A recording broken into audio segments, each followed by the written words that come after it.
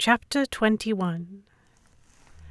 I awoke the following morning, and was mildly startled to find myself nestled underneath of Grayson's arm, with my forehead against his chest.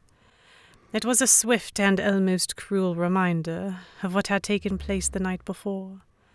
After all was said and done, he had been quick to untie my hands and remove the blindfold, then wordlessly settled into the bed at my side and wrapped his arms around me. I remembered trying to say something, but he'd shushed me gently, unsure what was happening, but too dazed to ask. I had rested my head against him, listening to the sound of his heart as it slowed back into a steady rhythm. My own heart didn't seem to want to stop racing, but when he'd started stroking my hair, my mind had gone numb, and my eyelids had begun to droop. I opened my eyes. Grayson was still fast asleep, a well-toned arm draped over me, as though he was still holding me prisoner, even in slumber. I laid still for a few minutes, afraid to wake him. His expression was always so stony and secretive, but when he slept, his features relaxed, showing a face that was almost entirely new to me, with no walls or masks to cover it. As I watched his eyelids twitch whilst he dreamt, I tried to understand where all of that had left us.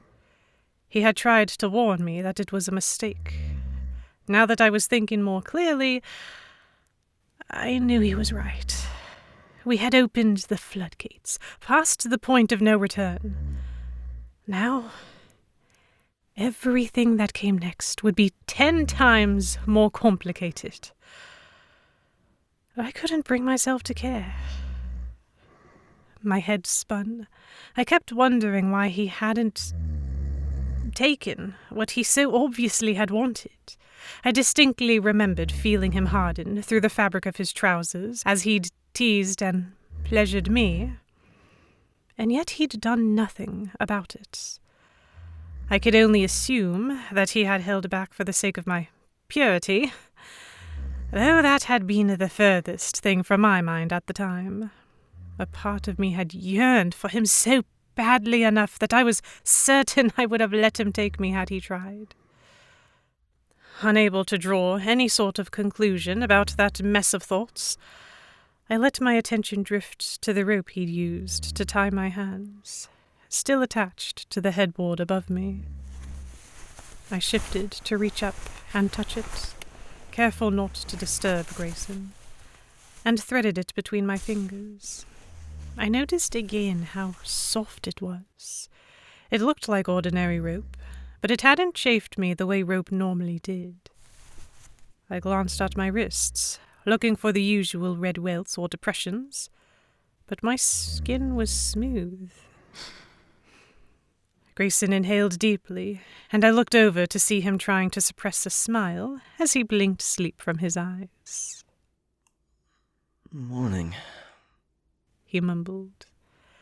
My cheeks began to warm, but the smile he was doing a poor job of hiding found purchase on my own face. "Morning," I replied. He lifted his arm off me and gave it a stretch, eyes travelling up to the end of the rope I had been fiddling with. I pulled one end down towards me. "Why is it so soft?" I asked. He released his stretch with a soft grunt, then reached over and began to undo the knot securing the rope to the headboard. "Oil." I frowned, waiting for him to elaborate, but he only furrowed his brow as he picked at the knot. "Oil," I prompted. Grayson nodded. "Usually whatever is in the kitchen works fine. I think I used coconut oil for this length." He graced me with a half smile. It softens the fabric so it won't leave bruises. I contemplated this for a moment, watching him free the headboard. As much as I might have liked to believe he had gone to that trouble for my sake, I knew it was far more likely that this was the sort of thing he had done with other women. I couldn't help but wonder how many. Had he ever taken Joanna or Sophia to bed with him, and done with them what he'd just done with me? I frowned at myself as the mental image sprouted an ugly feeling in my chest. How unlike me to be jealous. Luckily, they were quick to evaporate once the rope fell to the bed, and Grayson slid an arm around my waist to tug me closer. I allowed myself to be drawn in, as he considered my lips for several long seconds. Finally, he leaned forward and sealed them. His teeth came down on my bottom lip, gently at first, then suddenly bit down hard enough to send a jolt of pain through me. I released a soft whimper into his mouth, feeling the blood in my veins start to heat. He looked all too pleased when he pulled away, his sly, hidden smile from earlier now fully visible as he watched the blush rise into my cheeks, then dipped back in for another. He froze inches from me, and all at once I was thrust back into reality, as though dunked into an ice-cold bath. The relaxed, mischievous expression on Grayson's face instantaneously flipped to his usual guarded demeanor, and he turned over to look at the door. Then came 3 more knocks, more impatient than the first. Grayson hopped out of bed, shooting a swift look over his shoulder at me that very clearly said to stay quiet. I sat up and watched as he cracked the door open. He opened it only a crack and spoke softly to whoever was on the other side, keeping his voice just low enough that I couldn't hear. He lingered there for a minute before closing the door again and turning back to me. I noted immediately that the color had drained from his face. Captain McFarley wants to see us. My heart dropped into the pit of my stomach. The spell that had been cast the night before entirely broken. Why? I asked carefully. Surely he didn't know about... No, there was no way he could have found out. Unless someone had seen us enter the room together. Grayson shrugged, running a hand through his hair. I don't know. The hand dropped from his head and passed over his mouth, leaving behind a grimace. I'm sure it goes without saying, but not a word about... I know. I cut him off, climbing out of bed. I'm not stupid. I started towards the door, but was intercepted by Grayson, who had crossed the room to me so quickly that I nearly stumbled in surprise. He caught my chin. You be careful with that mouth, he said, his impish grin returning to his face. Else I might have to do something about it. His sudden swing in attitude stole all words from me, and I was unable to keep the blood from rushing to my cheeks. Satisfied, Grayson gave my chin a pinch and then let go, turning to get dressed. One fresh change of clothes later, Grayson handed me the scratchy cloak and led me out of the inn for the first time in days. I had been hoping to feel the sun on my skin again, having been confined to a room for the past week with a single small smudged window. But Grayson had insisted. He hurried me along to where the Libertas was still docked and waiting, avoiding the stares and whispers of people milling about. I felt no nostalgia for the ship as we made our way up the ramp, though it was quieter than I had ever seen it. I imagined that most of the crew were still out enjoying what Venina had to offer. Except for Captain McFarley, it seemed, whom we encountered in his quarters, pouring several glasses of wine. Bit early for that, isn't it, Captain?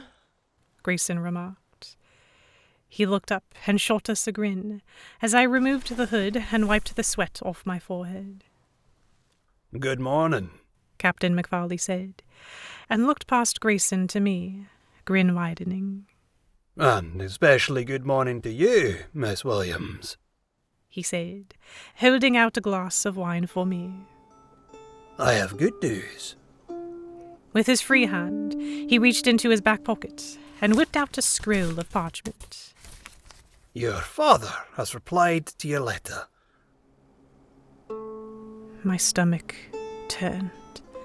My mouth opened, but no words came out, blood turning to ice in my veins. I quickly tried to correct my horrified expression, but Captain McFarley had already noticed and was laughing. Don't look so frightened. I said it was good news, didn't I? He's agreed to a peaceful exchange. I stared, dumbfounded. That did not sound like my father at all. Grayson cleared his throat quietly, nudging me, and I realized that Captain McFarley was still waiting for me to accept the glass of wine. Swallowing, I took it. But my tongue was too thick and heavy to even consider drinking. As I continued to try and school my expression, Grayson strode over to Captain McFarley's desk to take a glass for himself. Where and when? He asked, taking a drink. Hearing him ask so nonchalantly, as if it made no difference to him, an unpleasant ache began to form in my chest. I tried to ignore it and took a wobbly step towards them. May I see the letter? I asked. Captain McFarley passed the parchment to me, and with shaky hands, I unwrote it. It was my father's script, and as I skimmed the contents, so too was it his cold, matter-of-fact tone. The letter was stiff, unfeeling, expressing neither joy to hear that I was alive, nor anger that I had been abducted. But that wasn't what bothered me about it. My father had indeed agreed to the terms Captain McFarley had given him. We were to meet him on open seas at specified coordinates. They would bring only one ship, which would remain a respectful distance. They would send one man in a rowboat to collect me, and then everyone would turn and go their separate ways. I had been certain to imply in my letter that, should things go awry, the pirates would end up killing me. And he had agreed to every last line. I read it 3 times more, just to make sure I understood what I was seeing. I would have gone for a 4th, had Grayson not taken it to look for himself. Well, he said, with a thin smile. Looks like you're going home, Miss Williams. I said nothing, suddenly unable to look him in the eye. Captain McFarley and Grayson talked details for several minutes, but I couldn't listen. My mind was a whirlpool that refused to settle. I should have been happy. As Captain McFarley had said, this was good news. But the thought of returning to England only stoked dread in my core, and the more I looked at Grayson, so casually discussing how they were to be rid of me forever, the more nauseated I felt. But that wasn't all that gave me pause. I couldn't bring myself to believe that father would so willingly bend to the demands of pirates, let alone ones that had abducted his only daughter. Furthermore, his response had come far too quickly for my liking, as though he'd been waiting for my letter. Of course, I was sure he had some idea of what had happened. He had obviously known about the attack on the Oasis, enough to put out a bounty on the Libertas. Still, the only explanation I could fathom for this behavior was that everything he'd written was a bold-faced lie, and it was a trap to lure the pirates into an ambush. If I was lucky, he would ensure my safety before killing or arresting everyone on the ship.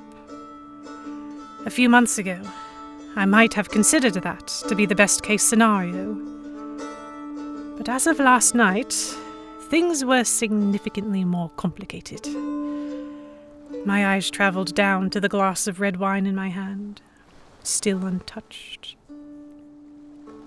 The liquid rode in time with the bobbing of the ship, and the longer I stared at it, the less appetizing it looked. The colour is wrong, I thought hazily. The red was several shades too bright, as if Captain McFarley had handed me a glass of blood. Then I blinked, and it was normal again. Trying to swallow down the acid that my body threatened to regurgitate, I looked up at Grayson, my head filled with memories of last night, with the way I'd completely forgotten about everything outside that room. And I wanted desperately to go back to it. I would have been perfectly content to stay in that bubble of ours, had it not been for that blasted knock on the door. Abruptly, I found myself back in the present, as the words Grayson was saying struck my ears. If we leave in 10 days, that should give us enough time to reach the meeting point, he said, and I looked back at him to see him poring over a map that was laid out on Captain McFarley's desk. We can sail the perimeter if the weather is favorable. Prepare the arsenal in case he tries anything. Captain McFarley nodded along thoughtfully. Aye, 10 days. I'll leave it to you to track down the others and let them know. With another grin, he clapped Grayson on the shoulder and then winked at me. You'll just have to keep our guest entertained until it's time to set sail, eh? My blood ran cold, as if there was hidden meaning behind those words. Captain McFarley gave no indication. I saw Grayson close his eyes for a moment, stifling a flinch, before returning seamlessly to discussion of the route, at which point I tuned them out. I set the glass of wine down on the desk, as inconspicuously as I could manage. Looking at it only made me feel sick.